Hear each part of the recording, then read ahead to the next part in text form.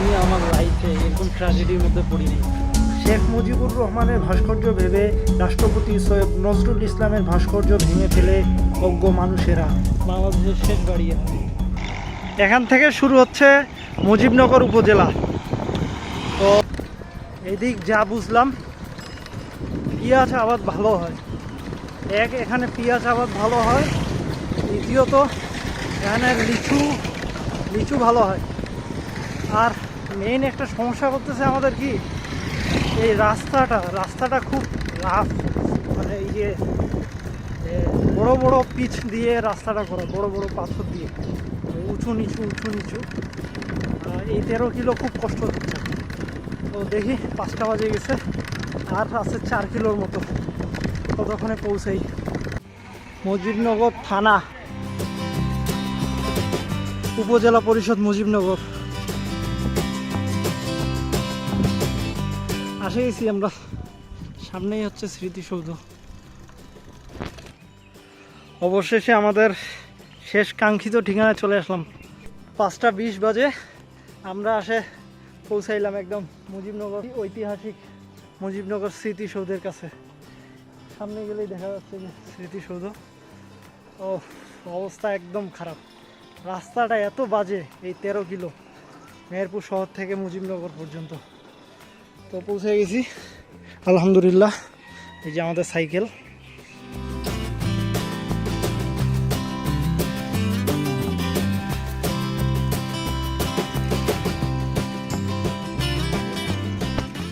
Main gate দিয়ে ঢুকে এই যে ভিতরে, এই সেই ঐতিহাসিক জায়গা যেখানে অস্থায়ী সরকার 1971 সালের 17 এপ্রিল, মানে আমাদের কোইন্সিডেন্স মিলে গেছে যে আমরা 30 এপ্রিল আসি, এপ্রিল মাসেই আবার ঘুরতে আসছি মেহেরপুর মুজিবনগরে।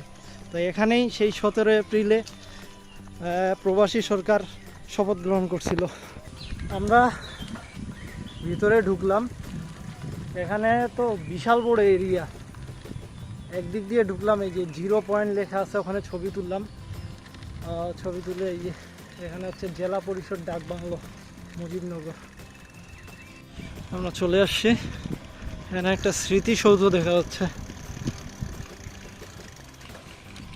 কম্পাউন্ডের ভিতর আসলে আপনি এই স্মৃতিসৌধটা দেখতে পাবেন।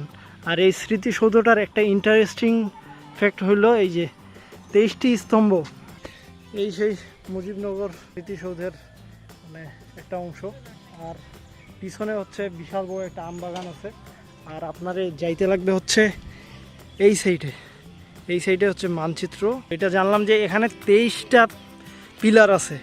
তো 47 থেকে 71 পর্যন্ত যে পাকিস্তানের ভিতর ছিল আমাদের বাংলাদেশ, তো এই 23টা পিলার স্বাধীনতার যে 23 বছর লাগছে ওইটার একটা স্মৃতিতে এই পিলারটা করছে। তো এই ইন্টারেস্টিং বিষয়টা আমার জানা ছিল না। 9 ইঞ্চি করে বড়, মানে এইটা প্রথমটা হচ্ছে 9 ইঞ্চি ছোট, তারপরেরটা 9 ইঞ্চি আর একটু বড়, মানে 9 ইঞ্চি করে বড় হইতে হইতে শেষেরটা হয়েছে বড়। মানে 9 ইঞ্চি বড় বুঝাইছে আমাদের এই 9 মাস লাগছে যে স্বাধীন হইতে পাকিস্তান থেকে। কম্পাউন্ডের ভিতর বিশাল আম বাগান আর কিছু দোকান আছে, ভ্রাম্যমাণ দোকান। এখন আমরা যাচ্ছি হচ্ছে মানচিত্র দেখতে। স্মৃতিসৌধ থেকে আসলাম, এখন মানচিত্র, এই যে এটা মানচিত্র। তো প্রতিটা জিনিসের একটা আলাদা বিশেষত্ব আছে। এখানে আপনার একটু পড়াশোনা করে আসলে আপনি এটা আরও ভালো করে বুঝতে পারবেন। কারণ আমি স্মৃতিসৌধের ওই যে 9 ইঞ্চি করে বড় হয়েছে একটা স্তম্ভ আরেকটা স্তম্ভ থেকে, এটা যে 9 মাস লাগছে যুদ্ধ করে যে 9 মাস লাগছে স্বাধীন হইতে, ওইটা বুঝাইছে। এখানে গ্যালারি আছে একটা, এই টাওয়ারগুলো আছে, এই টাওয়ারগুলো থেকে একটা ম্যাপের সুন্দর ভিউ পাওয়া যায়। তো আমরা এই টাওয়ারটাতে উঠতেছি, আমাদের হাতে সময় খুবই কম।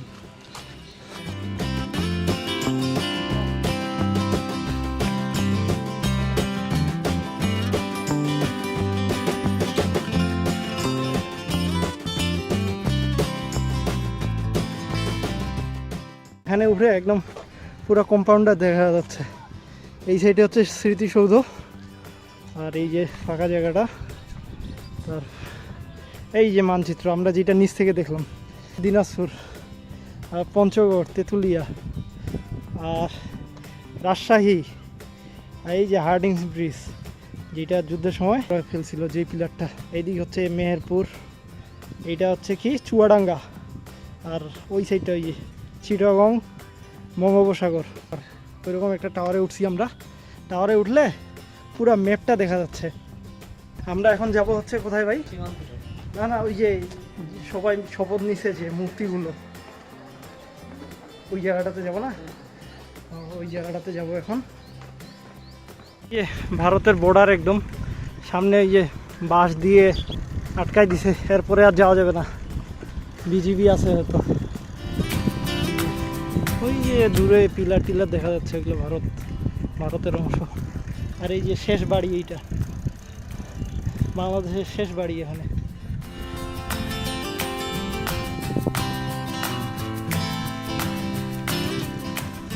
এই যে এইটা আরেকটা স্থাপনা।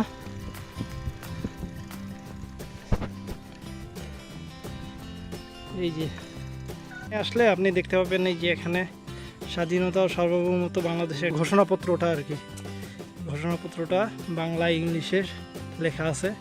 আর এই যে এখানে দেখা যাচ্ছে পাকিস্তানি সেনাবাহিনী আত্মসমর্পণ করতেছে। এছাড়াও এখানে আসলে আপনারা স্বাধীনতার স্মৃতি বিজড়িত অনেক ভাস্কর্য দেখতে পাবেন। এখন আমরা যে ভাস্কর্যটি দেখতে পাচ্ছি এটা হলো 1971 সালের 17 এপ্রিল অস্থায়ী সরকারের রাষ্ট্রপতি সৈয়দ নজরুল ইসলামকে গার্ড অফ অনার প্রদান করা হচ্ছে। মানুষ না বুঝে এই ভাস্কর্যগুলো ভেঙে ফেলে। 6 নেতা আর কি, 6 বড় বড় নেতা যারা তখনকার তৎকালীন সরকারে ছিল যুদ্ধের সময়।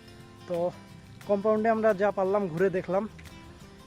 ভিডিওটা এখানেই শেষ করতেছি, কারণ আমার ফোনেও চার্জ নাই। আর আমরা এখন যাব হচ্ছে চুয়াডাঙ্গা মেবি, কারণ মেহেরপুর গেলে আমরা বাস পাবো না। আর যেগুলো বাস পাবো ওগুলো হচ্ছে মানে সাইকেল উঠাইতে পারবো না। যাই হোক, আমরা এখন যাইতে পারি চুয়াডাঙ্গায়, কারণ ভাইয়ের পরীক্ষা আছে শনিবারে। তো আজকে এই পর্যন্তই শেষ করতেছি। ভালো থাকবেন, সুস্থ থাকবেন। আর আমার ভিডিওগুলো ভালো লাগলে চ্যানেলটা অবশ্যই সাবস্ক্রাইব করবেন।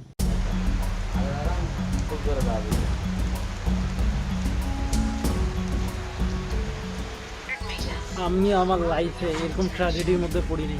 মুজিবনগর আসছি, সন্ধ্যা হয়ে গেছে। তো 8টা বাজে ওখান থেকে বাইরেছি, 8টা 5-এ।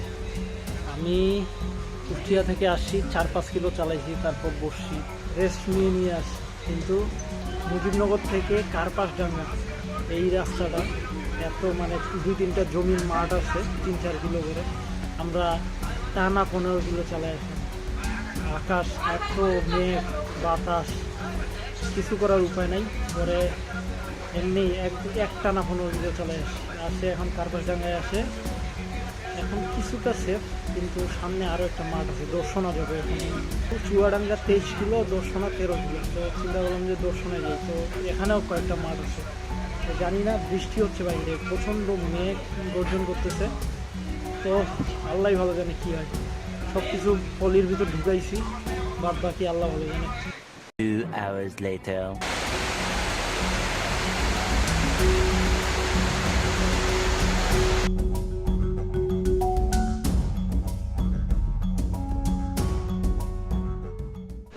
এই যে আমাদের সাইকেল, আর আমার অবস্থা এই যে প্রায় 18 কিলোর মতো এইভাবে আসছি, একটানা সাইকেল চালায় আসছি কার্পাসডাঙ্গা থেকে একদম দর্শনা স্টেশন পর্যন্ত। তো এখন আমরা ওয়েট করতেছি হচ্ছে সুন্দরবন এক্সপ্রেসের জন্য।